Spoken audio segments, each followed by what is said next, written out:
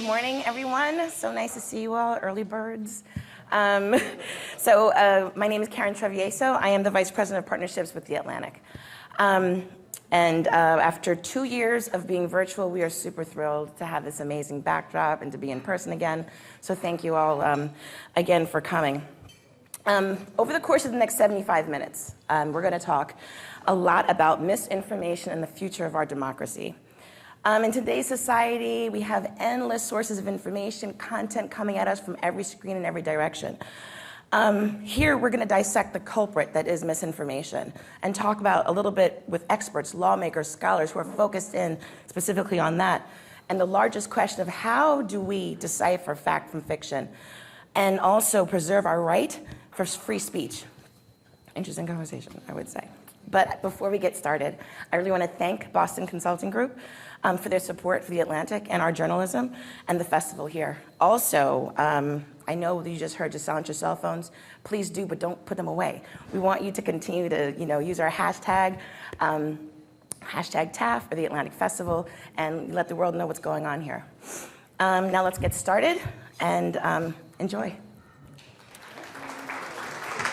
Here to discuss media and the masses, please welcome Abby Richards, the co-founder of EcoTalk, and Louis Jacobson, a senior correspondent at PolitiFact. Here to lead the conversation is Atlantic senior editor Rebecca Rosen.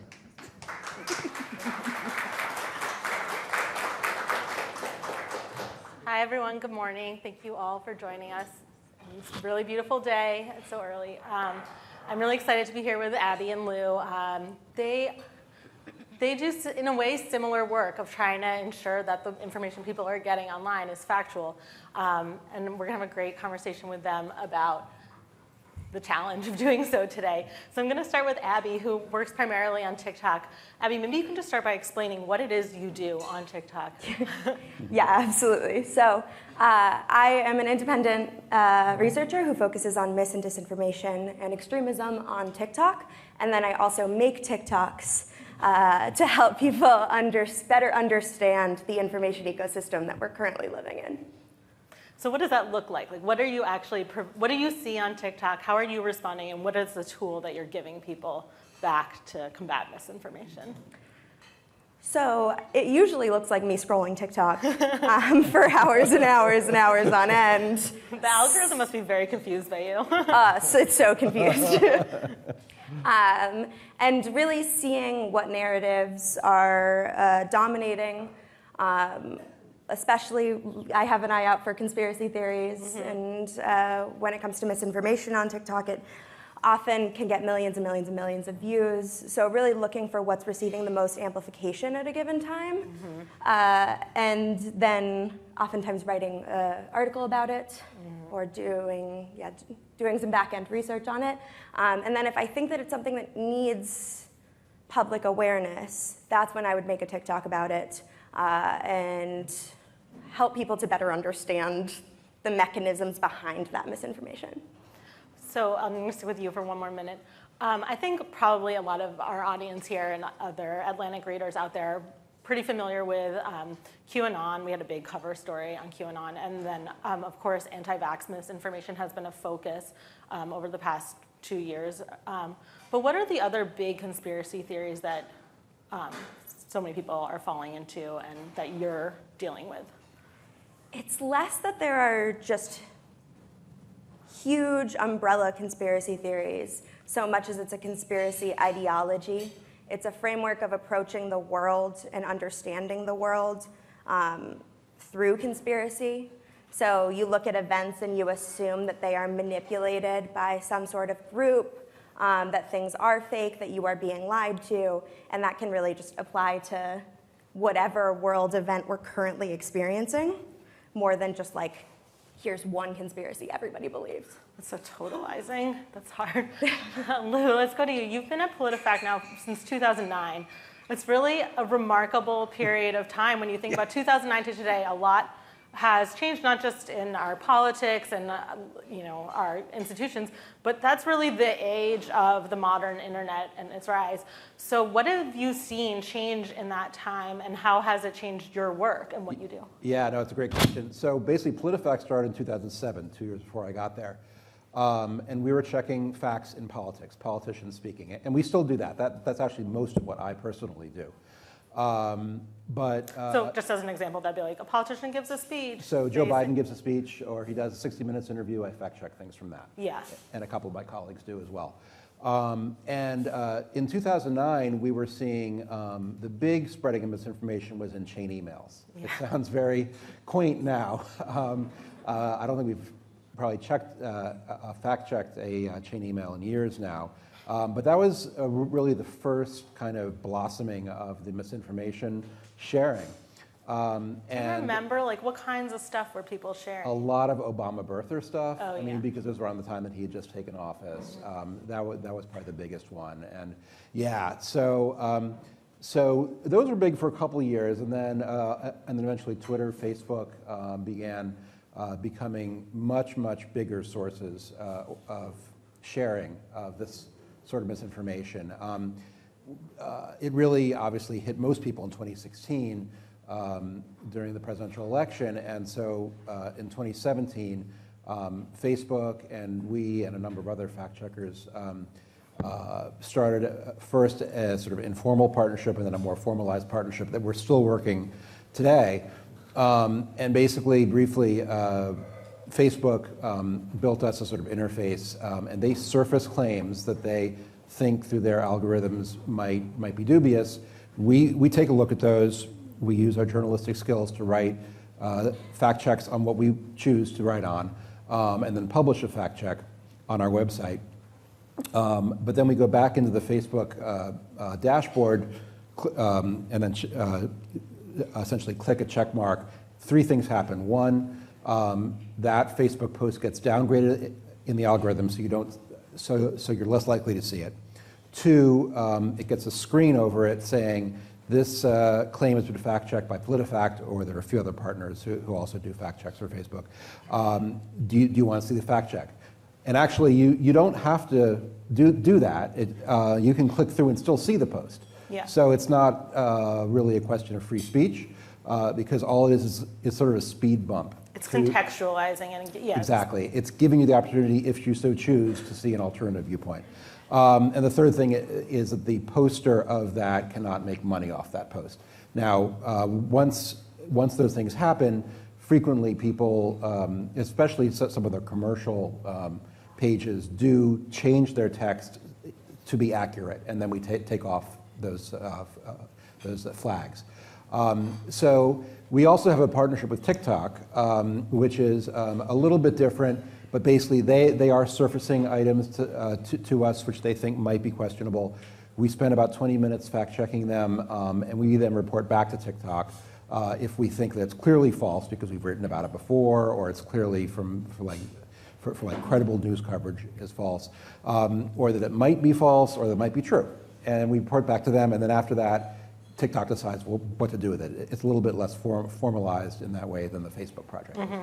Can you explain, like, what are the patterns you see? What are the common types of disinformation? Who's blasting it out there? And just like, yeah, what is the ecosystem looking like from your perspective? Well, I think I'm seeing a lot of the same things Abby is, in that, yes, there is the sort of ongoing sort of QAnon type, conspiracy theories that are well defined, but a lot of it is very sudden, like, the Queen dies. Then there's suddenly a lot of stuff about the Queen that is false. So like whatever's in the news that day or that week tends to get a lot of stuff happening quickly, and then eventually, when that's out of the news, then it dies down again. So it's very quick sort of hits, I guess, trying to surf the wave of interest, and then it dies down again. Yeah, it's so fast. I'm sure you see that all the time. Yeah, absolutely. It's moving at like a lightning pace, especially with something like the TikTok algorithm that's can amplify things so quickly. I mean, you're just really moving at swimming upstream ridiculous here, though. speeds. Well, that kind of gets at the thing I want to ask you guys, just as a bigger picture question. You know, a lot of the 20th century, like everyone always goes back to that Brandeis quote that like you fight bad speech with good speech, that the remedy is more good speech. Do you guys believe that still? Does that give us, what does? I mean, I think that if counteract that would bad be speech. true, we wouldn't be on this panel Yes. right now. I think that we assume that that all humans are rational actors, and that we interpret the world through a series of facts and not opinions, and that we can all agree on a shared experience. And none of those things are true. What is truth to me might not be truth to you. And those things can also both remain true for both of us. And I think that we have consistently underestimated just how much humans like to think about problems as stories. Mm-hmm. We like to understand them in the same way that we can understand the plot of a movie. Mm-hmm. If we can understand whatever current predicament we're in, especially if it feels threatening, as having bad guys, as having some like plot behind it that is organized, that actually gives us, I think, a greater sense of control, because it helps us to better understand the story. Mm-hmm. And in reality, no amount of information can counteract the way that we shape narratives around us. I mean, what you're saying is just this portrait of human psychology that is no match for the internet that we have. I mean, these two things combined together are going to produce this great waves of disinformation. I don't have an answer to that. I don't know if you do, but I'm curious, when you talk to people who believe, I know you sometimes do talk to people one-on-one who either currently believe conspiracy theories or are former believers. What is their narration of that experience? So when I've spoken to people who formerly believed conspiracy theories, and I think that includes most of us, I think we all have different thresholds for what we believe, but a lot of us have all of us have different conspiracy theories that we are more inclined to, and different information that we've believed that is actually false, but we still hold it dear.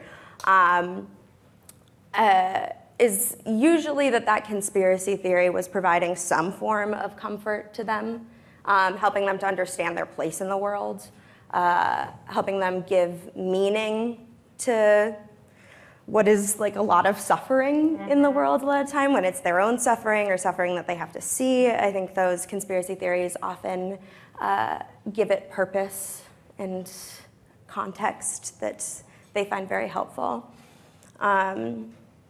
Ultimately, the ones at least who I've spoken to who have left conspiracy ideologies, or for the most part, will say that it didn't make them any happier. Mm-hmm. It felt like it was for a short period of time. It did kind of give that.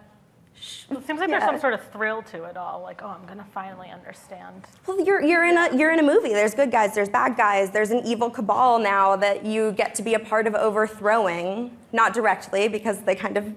Yeah, I think that empowerment too is very central to something people crave. Oh yeah, absolutely. And I think that part of the solution to mis and disinformation and the infodemic at large is empowerment. If people don't feel like they have control over their political, social, and economic situations, they're going to more easily fall into these belief systems. Mm-hmm. They have to understand how they can actually improve, how we can all improve their own circumstance. Lou, do you want to respond to the fight bad information? Yeah, so I mean, I think that there are things that journalism can do, and there are things that journalism can't do. Mm-hmm. So I think the service we provide is useful in, again, giving that sort of speed bump to sort of pierce the bubble of, like, only hearing one side of things. So I do think that's helpful. And, when I look at all the emails we get, I've actually read through every email we've gotten since, I think, 2009. Whereas before it was people who wanted to read PolitiFact because they found it on their own, or a friend said, hey, check us out. Now, because we're putting up these screens on people's posts, we're directly coming into the feeds of people who don't want to hear from us. These are people who like believe in conspiracy theories and fake stuff. Yeah. Fortunately, while I do get a lot of emails like that, it's probably a small percentage of those who see our screens. So that's somewhat comforting. Journalism can help, I think, in terms of the scale, because it's very scalable. We've expanded our staff covering misinformation. We have a couple full-timers and a bunch of freelancers now. And if we had more money, we could do sort of double that. Right.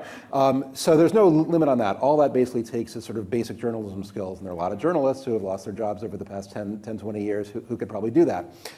It's a little harder in terms of the virality of it because, actual journalism means doing research and talking to people. And so that does take time, at least a couple hours. Getting rid of the virality of some of these fake things that is tougher. But still, journalism can help on that. The part that we can't help on is really more of a question for K through 12 education. Basically, making people realize how important critical thinking is. Yeah. And we're sort of stopping things downstream, but basically, the key thing for this is to really give people their own tools, not to just sort of believe anything they hear, but to think critically and learn how to research for themselves. John, I'm so happy you made it. Welcome. Real quick, all I've got to say is do not rely on Uber if you have to be. You made it. We're glad you're here. So let me go quick. Yeah. I'm at the Facebook Oversight Board. We oversee what they do. So misinformation is, if you look at the rules, they're basically some kind of post or something is supposed to cause imminent physical harm. So it's somewhat like the First Amendment. It's an incitement kind of standard. Yeah. However, there's other standards. Facebook does a lot, and Instagram do a lot of different things to stuff on. One of them is labeling, which is the more speech, and I think they use that pretty widely and pretty broadly. The other two things are they essentially shape the audience, or you could say deny the audience. They downgrade things that are false and are said to be false by fact checkers in the feeds. So essentially, I think one of the issues here is it's clear if you take people off, their speech is not going to be heard. That's like prior restraint. But the others that are interesting, the more speech, is clearly Facebook's First Amendment rights. The other two are interesting, though, about the audience. After all, censorship is denying a speaker an audience. People don't go to Facebook just to speak and not have anybody hear it. So these kinds of what are thought of as secondary or not as virulent are actually, in some ways, similar to censorship or to prior restraint of speech, in the sense that they disrupt a speaker and the audience. Now, Facebook is deciding now whether to drop back, and we are doing a policy analysis, policy advice for them. You should go to Facebook and you could see what we're talking about, whether Facebook says they took down 25 million posts. They have 80 propositions about vaccines that if they're on that's transparent, that's on the line.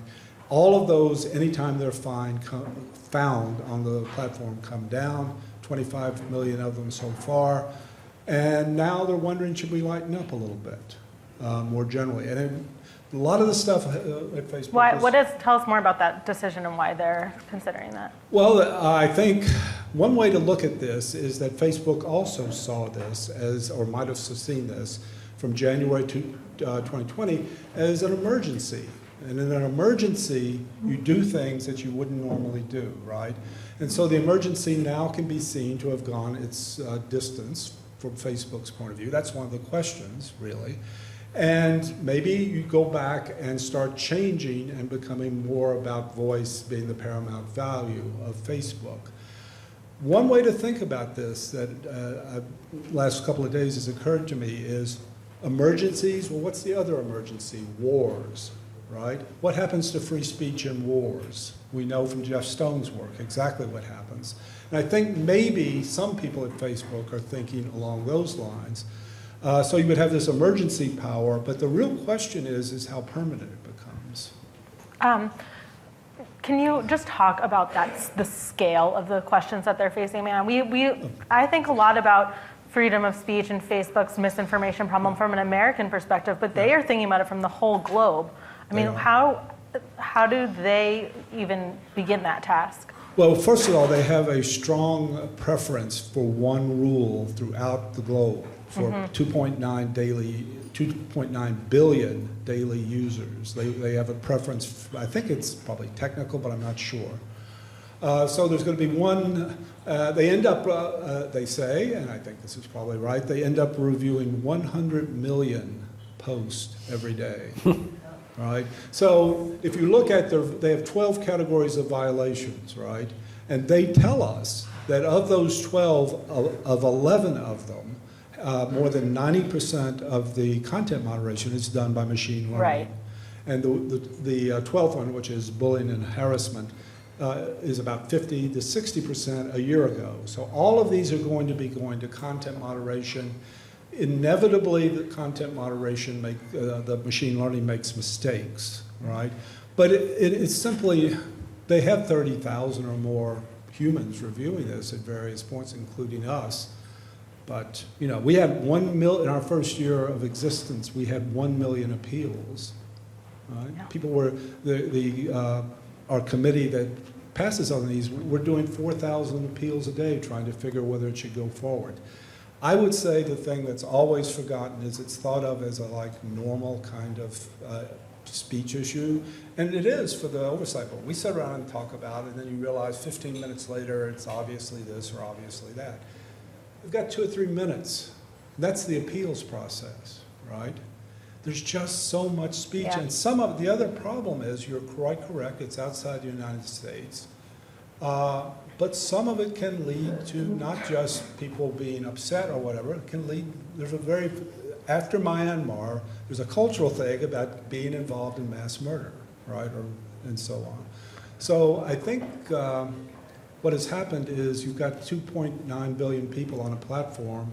It's produced novel, very hard challenges, and all of us are struggling with those right now, not least Facebook. I think it's nothing wrong to say it's a struggle, you know?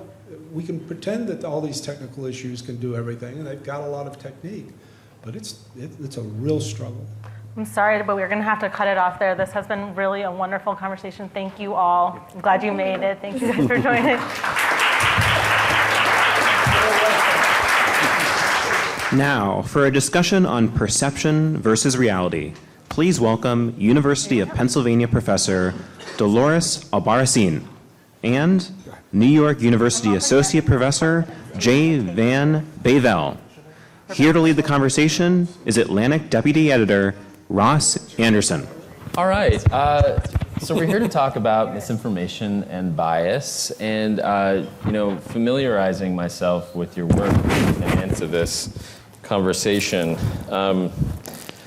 I was sort of alarmed to learn that we're kind of gluttons for misinformation. I was wondering if you could tell me just a little bit why. Dolores, I'll start with you. Well, I wouldn't say we're gluttons for it, but we have a brain that's a device that produces biases from just the visual perception, the way it works. You know, we're taking in complex information and simplifying it.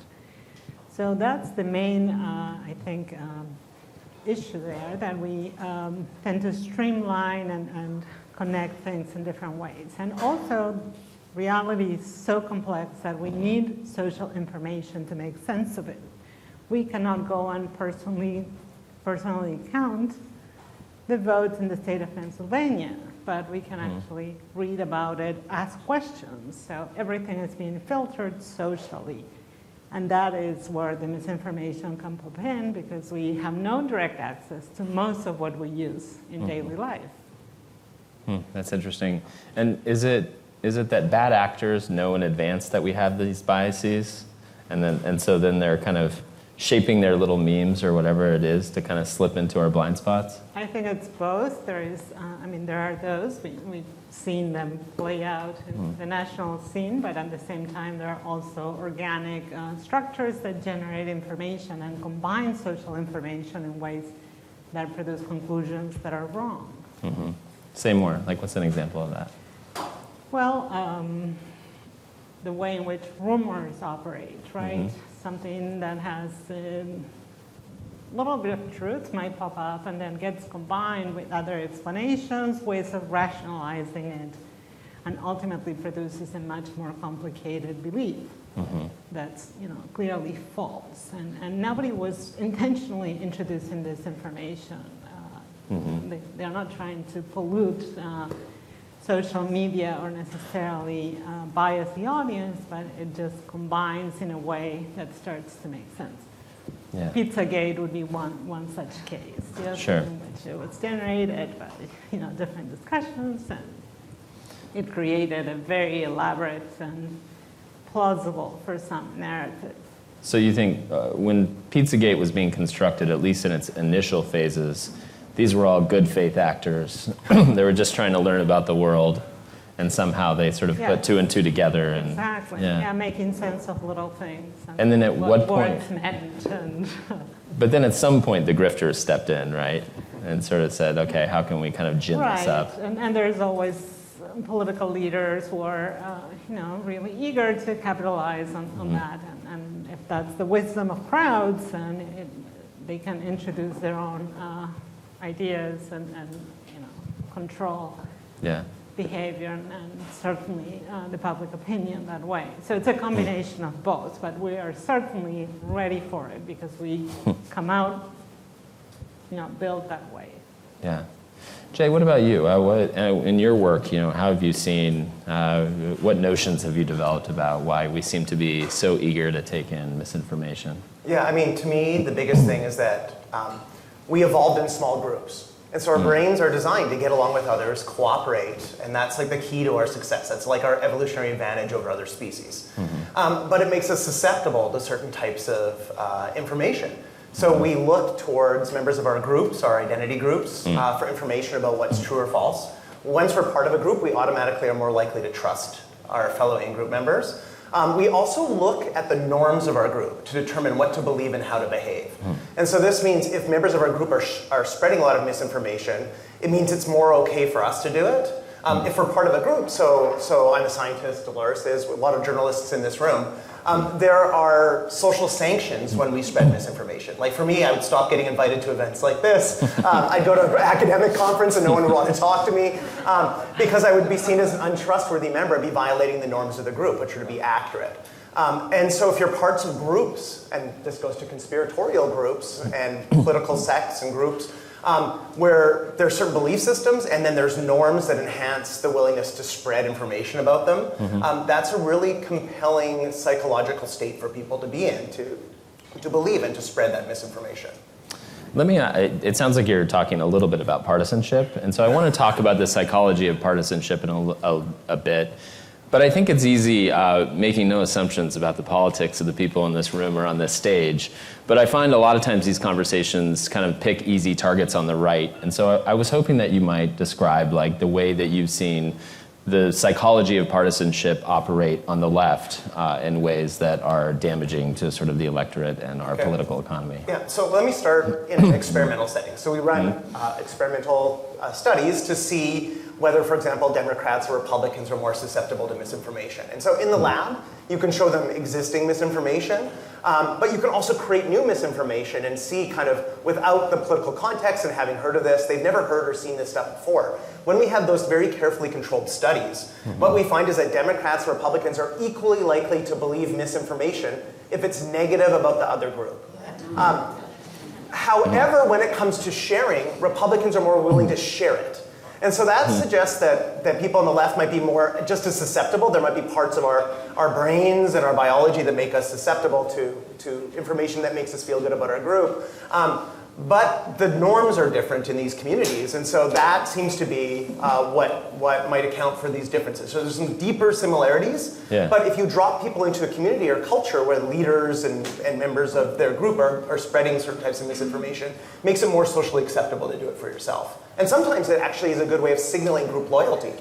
Because it means that I'm part of the team, even if I'm willing to spread something that might be not really well grounded in evidence. Is that the one of sort of several reasons where you think there's a greater propensity to share on the right? Or like, what would be your, even a speculative account of why there's that difference between these two groups? Yes, so I'll speculate. So we were talking earlier before we got on stage about COVID. What's the role of misinformation in COVID? And that's still ongoing research. We're still trying to figure those things out. But what we found, and what many labs have found now, is that there's been more resistance to following public health guidelines on the right than the left in the United States. And so there's a question, is this something about conservative ideology that makes them resistant to recommendations from public health officials? And it turns out we ran a study in 67 countries around the world. And what we found is there was no difference between people on the left and the right around the world in 67 countries. So what it suggests is there's something specific and unique that happened in the United States. We tend to overgeneralize our experience to other countries, but what you find if you look more globally outside our context is that it's not a conservative or liberal issue intrinsically. It's something about the political dynamics, the information systems here that spread information, political leadership and identification, I think, are the big ones. That's interesting. Dolores, you've done some work specifically on vaccine hesitancy. And I know that's a really complicated issue, and there is a lot. Just as there is in the political sphere, misinformation can be an easy sort of one unicausal explanation for bad outcomes that we don't like.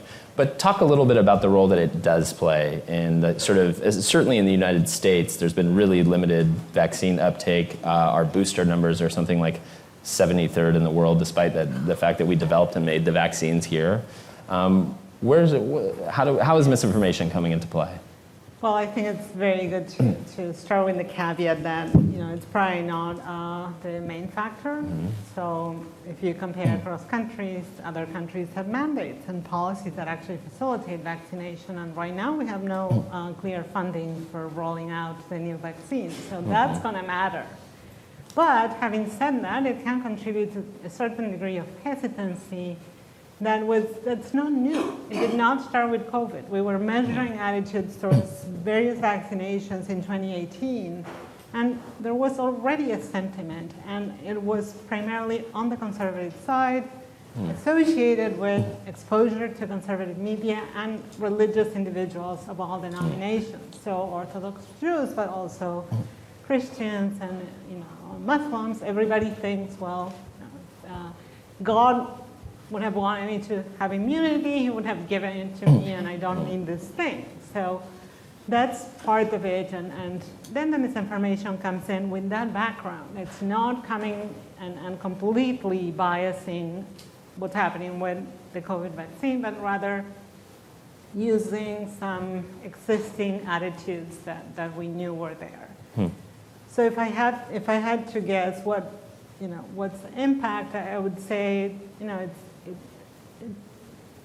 had an impact early on. It's probably much less now. We've debunked and tried to change that, and that 25% is still not vaccinating. Is that because of misinformation? Probably not exclusively. A lot is lack of health insurance. They are not using the healthcare system to begin. They don't have transportation. You don't know who's going to pay for the side effects of this thing. Yeah, the vaccine is free, but how about everything that comes after? So it's that combination. We've been talking about partisanship and misinformation, which neither of which are very new phenomena. My colleague Yoni Applebaum is always fond of reminding me that when we a lot of us reminisce fondly about this kind of 30-year period where there was like a real kind of centrist news media, mostly because of the structure of the three major television networks in the US. And then with the advent of Fox News and MSNBC, you started to see this fragmentation. But that was actually like an anomaly. The historical norm is to have a hyper-partisan press. And so these things are not new. Misinformation is certainly not new. What is new is social media. And I was wondering that when you guys think about when you look at the human brain and psychology and how it's interacting with media, what about social media specifically? What are the pitfalls there that are leading to kind of the spread of misinformation now? Yeah, I mean, so we study a lot of social media in my lab, and what we observe repeatedly is that the types of things that get more retweets or likes or shares are things that have moral emotions in it. So you spread a political message without a moral emotion, and what it means is it's less likely to go viral. For every moral emotional word, it's about 15 to 20% more likely to be spread. And so you can load up on that. And now we're running studies and finding what happens is when you use that language to talk about a topic, you're getting the reinforcement that it's going well, because you're getting more followers and clout and likes and positive feedback. But it means people who are different than you politically are less likely to share it. If you just remove those words, people who are different than you seem to be more willing to engage with it. And in fact, we've run studies and they see you as more open-minded even if they disagree with you. And so there's a double-edged sword to the language that we use because the things that are helpful to our message spreading aren't necessarily helpful to connecting or communicating or convincing people who disagree with us. And so that incentive structure and arguably the platform algorithms, which amplify content that increases engagement, are selecting messages that generate conflict and a lot of disagreement and a lot of engagement with the message. But those aren't necessarily selecting the message that are going to be convincing or compelling. And I'll say one other thing we found that's even more powerful than that is spreading news, including from big mainstream media, that is dunking on the other side. And so if you have a news article that dunks on the other side, it gets spread something like 68% more on average than news stories that don't.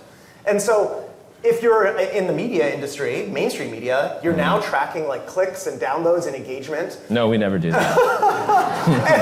and so there's now this reciprocal relationship between social media and mainstream media that also is reinforcing and selecting for certain types of stories and frames, I think. For sure. Because of these factors, these algorithms, and the psychology of the people who are engaging with it.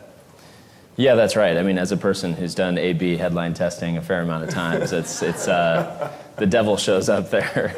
Dolores, what about you? What have you seen social media sort of contributing to this dynamic?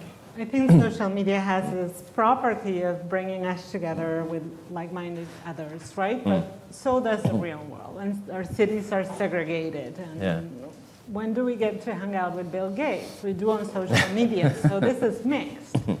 Having said that, the information that people normally actively seek is congenial because it makes us feel better. We think it's accurate and it's much more fun, except under some conditions. I assume journalists are actually reading widely because they need to be thorough and they want to be accurate, and they are probably not as aggravated by watching Fox News as the lay Democrats are. So that's part of what's happening. So it's a combination of the information with our tendency and ability to seek for congenial information within social media and the internet in general.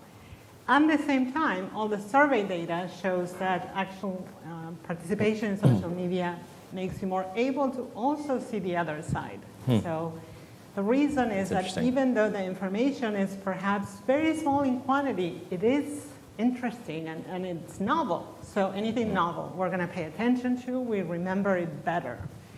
So it's a kind of nuanced pathway to our beliefs in the end. We're running out of time, but before we go, I want to ask, we've been operating kind of at the theoretical level. If we could drop down to the practical level, just as sharers and consumers of information on social media, are there any tips that just for better hygiene where we might be less likely to spread or to consume misinformation or to just easier to identify it when we come across it in the flesh? Yeah, I mean, some of the research that we're doing finds that if people are incentivized to be accurate, that they're more likely to correctly detect it and spread it and believe in it. So it's great if we incentivize other people, reinforce and reward people who are spreading it. Ideally, we'd have platforms that do this, that find ways of not only reinforcing whether people liked it, but whether it was accurate or misleading. The other thing we found that this is good to keep in mind is fact checks work really well except in the domain of politics and identity. Then you really just, in fact, it's about 5 or 10 times as powerful just to see someone who you, as part of your identity group, share some information. You just believe that. That's about 5 or 10 times more powerful than just someone from the opposite side fact-checking it. And so if you're going to create like fact checks or something, like I would say like design them in ways that draw on people that those communities would trust. Yeah. Might be a good piece of advice. And then the last piece, and this is from research out of Cambridge, is pre-bunking turns out to be really powerful. So if you're like on the beat or covering something, it's good to get out there the correct information before the myth really starts spreading. So don't wait until it's really caught on in a community and spread around. Try to get the accurate information out before. And it's essentially parallel to vaccines. You inoculate people with the truth and prepare them for the misinformation so when they encounter it, they've got a robust psychological immune system. Yeah. Dolores, take us out. Well, if the information makes you too happy, it's probably false. Yeah. You shouldn't report it. Yeah. Look more. And you need to make the audience more critical, not less critical. So anything that goes for a one-sided conclusion, you should probably abstain. And that's what's going to get us all to be critical. That would be a great book title. Dolores and Jay, thanks for being with us today. This was great. And now for a conversation produced by our underwriter. Here's Sharon Marcel, Boston Consulting Group's North America Regional Chair, and Harish Hemage, Managing Director and Partner, Boston Consulting Group. Hello, everyone. My name is Harish Hemage, and I'm a Managing Director and Partner in BCG's Public Sector Practice. We are thrilled to be part of the Atlantic Festival. Today, I'm joined by BCG's North America Chair, Sharon Marcel. Sharon has led and grown several BCG businesses, including our public sector and consumer practices, in addition to a number of executive leadership roles. Sharon, it's great to see you today in BCG's DC office. Yeah, Harish, it's great to see you, and thanks so much for hosting this very important conversation with the Atlantic. Before we jump in, I wanted to share a fun tidbit from both Harish and me, which is BCG is actually relocating our DC office. And so we're moving downtown right next to Metro Center. We'll be there soon and look forward to hosting all of you in our office. You have had the privilege to have experience both on the commercial sector as well as leading major public sector programs. How have citizens' expectations evolved for what they want from the public sector? Yeah, it's a great question, Harish. I think the expectations have continued to increase. So whether you're an employee in a private sector corporation or you're working for the federal government or a state government, I think all of those constituents are holding their leaders more accountable. And I actually think that's quite good and quite appropriate. And so when you think about connection and you think about motivating the workforce, I think there are two key things to keep in mind, which you know well: trust and purpose. And look, Americans are polled often, and what's revealed in the polls is that they are exhibiting low trust in many of their elected officials, which is too bad. But I think what is great is in fact, what you see every day on the ground is very high trust in terms of the government institutions. So when you look at people every day, what are they doing? They're going to restaurants for their food. They're going to pharmacies to pick up their medicine. They're flying, a lot of flights over the summer, Harish. And all of that is enabled by our federal institutions. So whether it's the FAA in terms of regulating air traffic, or the FDA that ensures that our medications are efficacious and safe, or whether it's the FDA that makes sure that our food is well taken care of. When the rubber meets the road, our citizens actually are demonstrating real trust in our governmental institutions. And it's really interesting. That trust is reflected in the federal workforce. And so we do a research study every year with the Partnership for Public Service. And one of the things that is consistently true when you ask federal employees about their organizations, the trust score is enormously high. In fact, within agencies, trust and the belief in mission and the belief in purpose outscores not all, but most private sector institutions. And that's so important in terms of both the what and the why. It's such a great reminder, Sharon. And I love how you teed it up with the mission being really around the what, the purpose being the why. And one thing I would add is the how is really about culture. Culture is how you codify those behaviors in the organization from the center to the field to really determine how an organization operates and gets things done and delivers against that mission and delivers against that purpose of why they exist. And BCG research has shown culture can have a direct impact on performance. Companies with strong cultures and well-defined cultures outperform across metrics from customer satisfaction, employee retention, as well as shareholder returns. There was probably a period of time when people thought this notion of culture was something that's soft, but it's really not soft. It's measurable and it's hard. And when we talk about culture at BCG, sometimes we say it's about who you hire, who you fire, who you promote, what you celebrate. All of these things go straight at culture. And I think that there's when I've worked with great leaders, whether it's been CEOs or leaders of agencies, there's a few things that they've done to actually influence culture, and maybe I'll talk a second about that. First, they've listened to their people. Before they put their 100-day plan out there, they do listening sessions. They listen to their people. They build that trust. They start to engage, whether it's focus groups or town halls or all of the above. So that's one thing I think you can do to actually start to get at this notion of culture.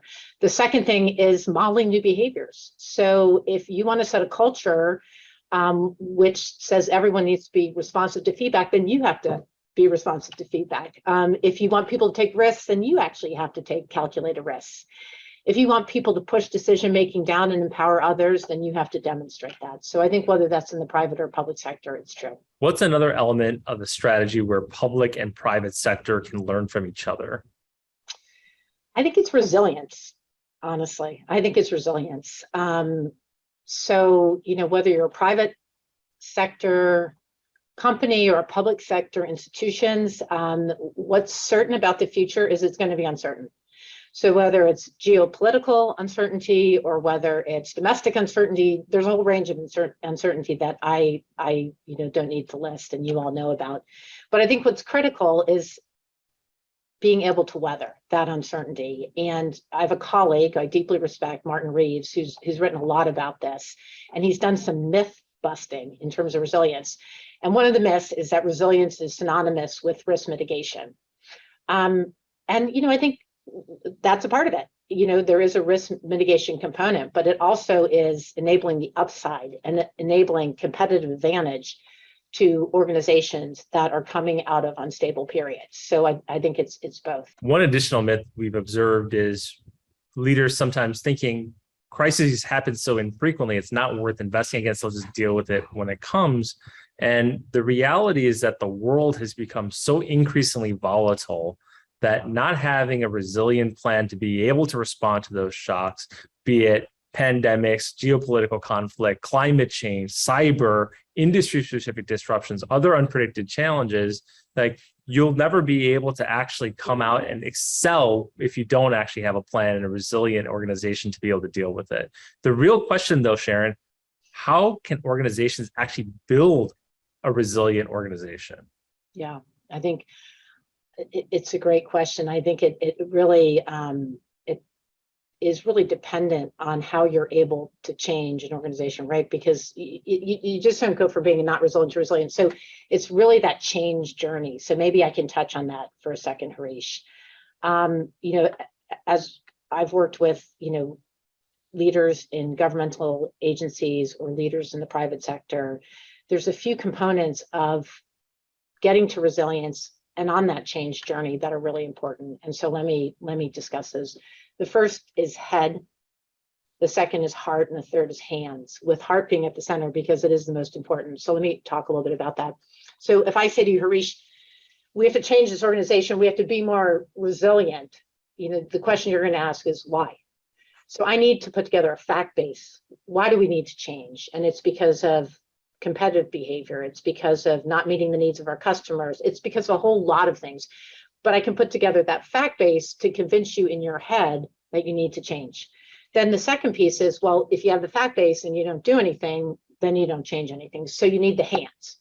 And the hands are going to put together the work plan and the metrics and the tracking, and that all that work needs to get done to actually make something change. So that's the hands. And then I think the most important part is the heart, because you might believe, yes, I believe Sharon's fact base. You might actually see the work plan and even believe the metrics are real. But if I don't capture your heart that you really believe this change is the best thing for you, for your colleagues, for the organization, for your customers, then I've lost the battle. And so really in thinking about establishing a more resilient organization and going on that change journey, it's about hands, heart, and head. Yeah, those lessons certainly are applicable across both public and private sector organizations. And as we think about how they need to collectively build resilience for society more broadly, COVID-19 pandemic made it so clear that we do not neither operates in a vacuum. Business cannot succeed as society fails. And resilience is really about integrated systems, not individual systems like individual companies or business units or agencies operating in silos. It's really about how those come together. And business is now being asked to play a much larger role than it traditionally has of the traditional corporate boundaries to be able to deliver against that. Leaders need to look to reduce volatility and fragility of the systems to enable the societies that they depend on to be successful. Social fabric, things like reducing polarization, optimizing for both societal and business value, and really reimagining what the business model looks like for sustainability. Harish, I think that's perhaps the most important point for us to remember as we speak to this super important audience at the Atlantic. It's going to take all sectors and leaders across the board to really commit to this change because we have some fundamental challenges ahead of us, whether it's responsible AI or whether it's climate change, and it's going to require a collaboration of leaders in the private sector, in the public sector, and across the board to actually lean into these issues and make change happen. Sharon, it was so great to have you. Thank you for your time. And for those watching, please visit bcg.com to learn more. Thank you again. Here to discuss free speech's place in today's democracy, please welcome the founder and CEO of Anchor Change, Katie Harbath, former Solicitor General and Georgetown University Law Center professor Neil Katyal, and Atlantic staff writer Bart Gellman. Back to lead the conversation is The Atlantic's Rebecca Rosen.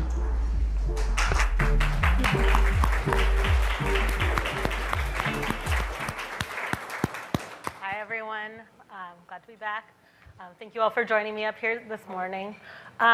Neil, let's start with you. I want to, I'll just say at the start, we're gonna talk for a few minutes, and then we are gonna open this up to Q&A at the end. So think about your question. Neil, I wanted to just get a landscape of where we are right now with First Amendment in this country. I know we had a major case last week, so maybe you can just give us kind of an overview. Yeah, so as we're thinking about combating disinformation, there are two different entities that can restrict disinformation online. One are governments through laws, the other are the social media platforms themselves. And I think it's a little bit of a misnomer to think about it as free speech versus disinformation. Indeed, often free speech is the best way to combat disinformation. And so Rebecca's asking about this Texas decision last week and then also Florida yesterday. There are two different laws, Texas and Florida. They both basically say that social media platforms, if you have more than 50 million users, you can't boot someone off the platform for their viewpoint, okay? So in the Texas case last week, the Fifth Circuit Court of Appeals, our nation's second highest court, upheld this Texas law. And in the case in Florida, the Court of Appeals there struck it down as a violation of the First Amendment. And Florida yesterday announced that they are going to the Supreme Court to set up this big case. Now, here's what's at stake. What the proponents of the law, like the Texas Attorney General, have said, and the Court of Appeals, is basically that platforms don't have any speech rights in terms of their editorial discretion. So they said, this is the language, we reject the platform's effort to reframe censorship as speech. It's undisputed. The platforms wanted to eliminate speech, not promote or protect it. And they say the First Amendment doesn't allow that. This is, to put it mildly, a nutso ruling. It's kind of the equivalent of the special master Judge Cannon's ruling, but for the Court of Appeals. What it says is basically that states can force news organizations, news media, to carry any kind of disinformation, COVID disinformation, election denials, all sorts of stuff. It is thoroughly implausible to me that this law will be upheld by the Supreme Court, but it will, sounds like, go to the Supreme Court. This is a Supreme Court that's kind of loves free speech. The idea that media platforms or traditional media can't exercise editorial discretion and has to carry the op-ed by whatever candidate or Looney Tune or Proud Boys person is just incomprehensible to me. Thank you. Katie, you were at Facebook for 10 years. Can you give us kind of your read on this opinion colored by that 10-year experience? There's so much. I completely agree. It's nutso.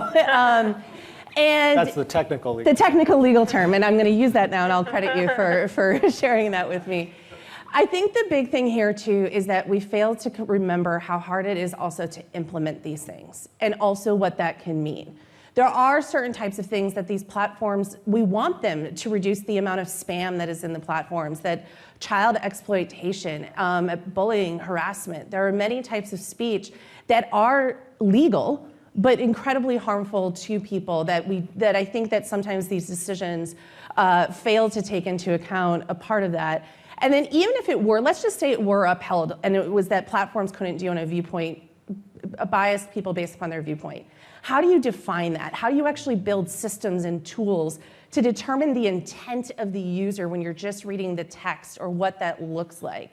And when we have these content moderation discussions, it's important to think about those difficulties and the challenges of actually doing some of this enforcement at scale as well. Thank you. I want to bring this conversation around kind of to the way disinformation and these platforms are interacting with our election system. Katie, can we go back to you and just talk about you were at Facebook when they did take Donald Trump off the platform. That's still an open question whether he's going to be allowed back on. What do you anticipate? So I think starting now, but particularly after the midterms, I think this is going to be the hot button issue that everybody's talking about for at least a month and a half. And it's not just, Facebook's frankly the only platform that developed a policy, granted it was afterwards, and the oversight board around putting Trump a 2-year span on and then revisiting the decision. YouTube's been mum on this. They've suspended him but have given no indication. I imagine they'll wait to see what Facebook does, what the reaction is, and then they'll kind of decide what they want to do.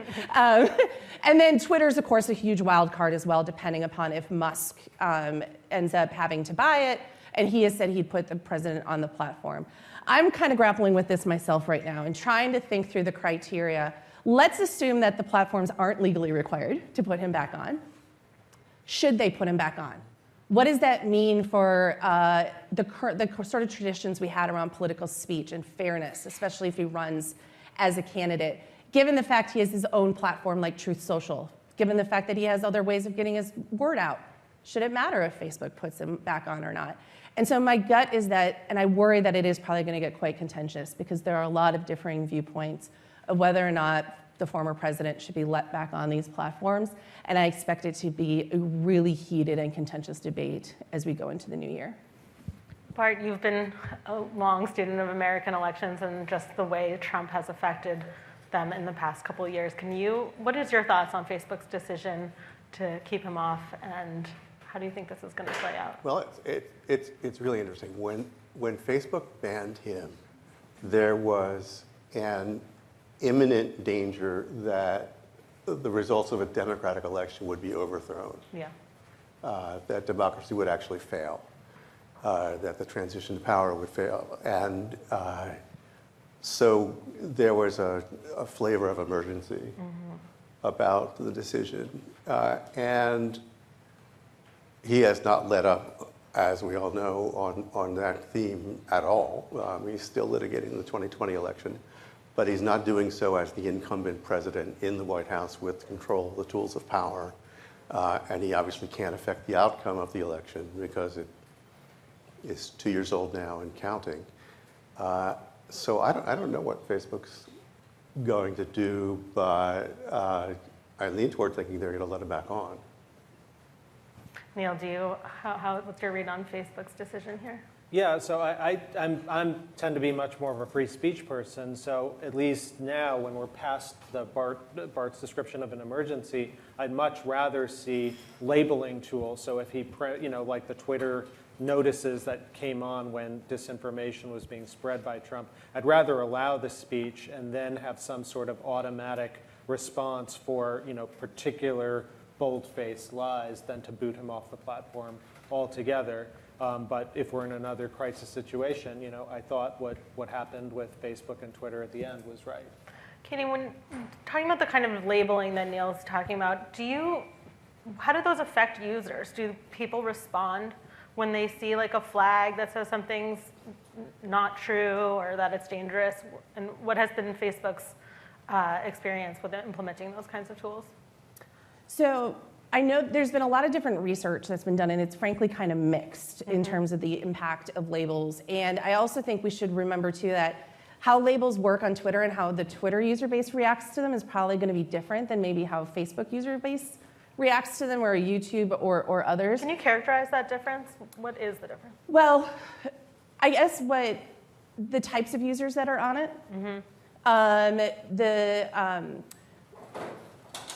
sorry, forgive me, I'm not as super, all I remember saying is like Twitter has shown that their labels have like been somewhat effective. I don't recall any specific Facebook research that's been released publicly, but then I know academics have done it, and some have shown that there can be a blowback effect. Some people see those labels and it makes them believe it even more. But others have seen that it works. There's also been recent studies that have shown that pre-bunking, so getting ahead, sort of also what happened in Ukraine, right? There's getting ahead of it and warning people that they might be seeing mis and disinformation, what it might look like. There have been some recent studies that have shown that helps people to believe it less, but I think it's still very much an open question around do they work or don't they work, and what is the right type of label for that. Bart, you referred to that emergency period post the 2020 election. Would you say we're out of that emergency period? Well, we're past the 2020 emergency. I can forecast with some confidence that Joe Biden will take power. But the threat to democracy is not at all gone. It is in some ways greater than before. I did a cover piece for the Atlantic that said January 6th was practice. Yes. That the institutions that Trump relied on to try to overthrow the election have grown more sophisticated and more numerous. That he and his advocates have gone around pretty systematically and looked for all the obstacles that prevented him from overthrowing the election and removed those. So just take the state of Georgia. You had the governor and the Secretary of State who refused to overturn the election results. And so Trump nominated candidates to challenge them, failed to remove them from power that way, but the Georgia state legislature, which is dominated by Republicans, removed Brad Raffensperger's position from the election board that certifies election results. So he certified the last one, he won't be able to certify the next one, even though he'll be reelected. And meanwhile, they gave themselves, the Republican legislators, the power to appoint members of the election board and to fire county election boards. So they have institutionalized the ability. And this is just one story among many around the country in which this is happening. So I'd say that the emergency is still here for 2024. Neil, can I take your temperature on that? Do you agree with what Bart's saying there? I do. And so first of all, if you haven't read Bart's piece, I mean, The Atlantic this year has crushed it, but that piece in particular is really worth reading. I do think that the institutions of power that kind of kept us in sanity are under more and more threat. I have this case that is going to the Supreme Court in December called Moore versus Harper, which is about the independent state legislatures theory, this idea that the state courts, according to the Republican theory of this, have no business policing federal elections at all. It's all up to the state legislatures, which are controlled oftentimes by the hard right. So that's another tool that we used in the last election. 62 different courts ruled against Trump. Many of those were state courts, but now they want to just cut state courts out entirely of the process. So I worry about it on that side. And then I also worry about it from the foreign actor side as we think about disinformation.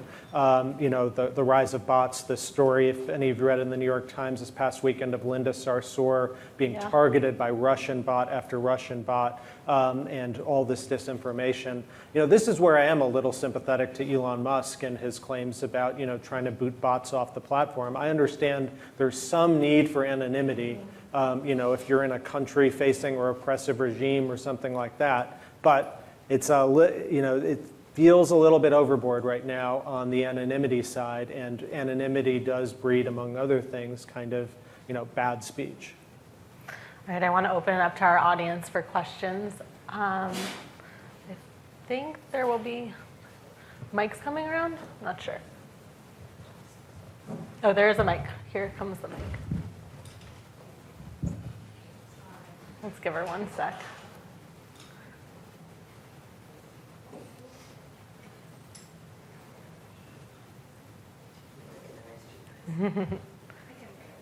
Thank you.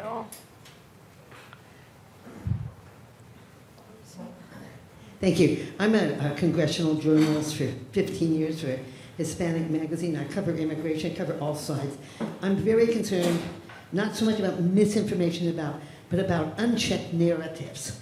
And how do you combat a narrative that is so stuck that nobody checks it? And I'm going to use one example, though there's many, and that's the definition of a Daca.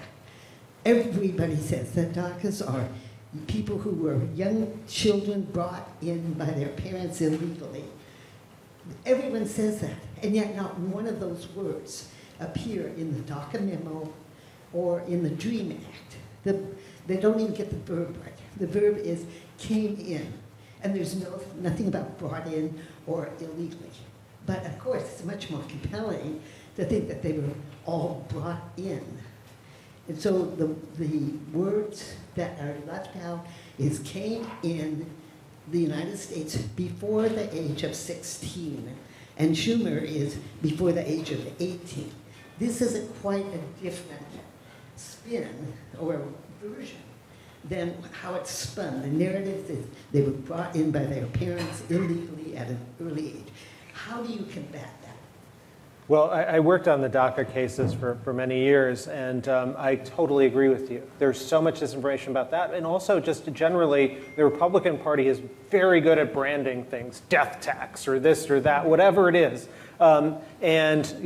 Complexity is very hard to get through, and obviously it's the role of journalists, but also on Daca in particular, and I feel like this is true on the marriage equality stuff as well, it took actually non-traditional, media. It was actually, Hollywood. It was trying to tell the narrative from other ways to try and get at it. And I think there is a role for art to short circuit, our preconceived narratives and try and get into people's heads more. So how do you combat it? People like you. Elsewhere in the room? We have a question up front. Hi, my name is Laura. I work at a place called the Center for International Private Enterprise, and we actually have a number of disinformation projects going on abroad. So I was wondering from each of you what you kind of think the biggest lessons learned are happening right now in America and kind of how we can use those abroad. That's a great question for Katie. Yeah. So that is a fantastic question, and I think I want to frame it in as we think about 2024. 2024 is going to be the first year ever that we're not only going to have a US presidential election, but we will have elections in India, Indonesia, Ukraine, Taiwan, Mexico, the United Kingdom, the European Parliament, and many other places. But it's the first time that all of those countries will go to the polls in the same year. It is not only a huge geopolitical moment, but it is going to cause a lot of different fronts for not just the social media companies, but civil society, academia, media, governments, to have to try to fight, and mis and disinfo will look similar, but also different in those places. So oftentimes what I see is what happens in America starts to bleed to other places. Let's use Brazil, for example. Brazil goes to the polls here in a week or two, and Bolsonaro has been copying many of the things that Trump has been saying around trying to sow distrust in the electoral process. There's a lot of concern around violence for that election, and what I've seen is their electoral commission, the TSC, has really stepped up to bring together the companies, civil society, and others to try to combat that early. And I think some of that was lessons learned from seeing what happened in 2020. But you're absolutely right. This is not just the US is the exception versus the rule of how elections work, but it is absolutely a global problem. And I'd actually flip it. I'd say America has things to learn from other countries who have gone through similar situations before, violence at the polls, things of that nature, to think about how to protect democracy here at home. Can you point to some specific examples that we should be? The first one that came to my mind is there have been many countries where violence at the polls has been a concern. And I remember when I was at the company, us trying to think about if there's a rumor of violence at the polls happening on the platform, we needed to make sure, who do we call to try to understand, is that true or not? Because we didn't want to take it down. But it could also be, if it was true, but it could also be used as voter suppression. And so there was a lot of policies and things we needed to work through, and oftentimes law enforcement and the election officials in that country had a plan for it as well, because they were expecting it to happen, or it may have happened in the past. So there's others, but that's the first one that came to mind. And you've written also about just how much expertise it takes for Facebook to be able to make those judgment calls in countries all around the world where they don't necessarily have expertise. Yeah, a lot of expertise, a lot of cultural understanding and grounding. I'll give you one other quick example. Kenya's election happened here in August. Kenya was a super interesting example, right? Close election result. The election commissioner announces the result, but 4 of the 7 commissioners say they don't agree. But the commissioner alone had the legal right in which to do so. So it then needed to work its way through the courts. And the International Election Observation Mission that IRI, NDI, and others were a part of agreed with the results that had been certified. But there was this period of a couple weeks where it needed to work its way through the courts. And I remember talking to some of my former colleagues that work at a variety of different platforms, and they're like, what do we do? Do we point to the Electoral Commission as the authoritative source? Do we not? How do we label it? What do we say? Who do we talk to? And I remember going to the election observation, some of the folks, and they're just like, I don't know. And I'm like, no, we need your help to help us to think through this. In real time, right now. In real time. Yeah. So that continues to be expertise and connections that I think we need to build up of the speed that things are happening in the real world and the social media companies are having to act. And how do we get connect them with the right expertise to try to think through those types of problems? Thank you so much. We are out of time, but thank you all for coming. Thank you for great questions. Thank you all. Please welcome back The Atlantic's Karen Travieso. I want to thank our speakers again. You guys are amazing. Thank you so much. And also, of course, our underwriter, Boston Consulting Group, for supporting the Atlantic's journalism. If everyone enjoyed these conversations and you're looking for more, please think about becoming a subscriber. For those of you who are subscribers, thank you. And also, we have so much more in store for you, so please look at the Hopin app, check the agenda. There's a map within the app that'll help you navigate the campus and exactly what we're doing. And we will all see you hopefully at 2:30 at the Ideas Stage at the Mead Center for American Theater. Enjoy the rest of the festival.